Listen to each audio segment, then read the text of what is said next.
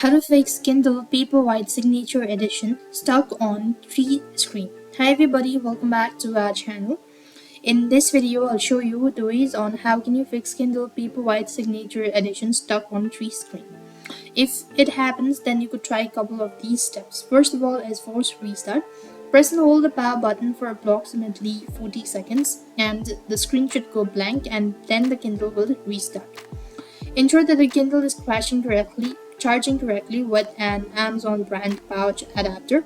You could also try different charger or USB cable if necessary. If the force restart doesn't work, try a hard reset by holding the power button for 40 seconds while charging the device itself. Despite of doing all this procedure, if nothing seems to be working out, you could also make sure to check for software update. Ensure your Kindle is running the latest software update or software version. Or you could directly contact the support team, let them know about it and see whether that fixes your issue or not. So that's all for this video. I hope the video was helpful. Make sure to like, share and subscribe to our channel. Thank you for watching. See you in the next video.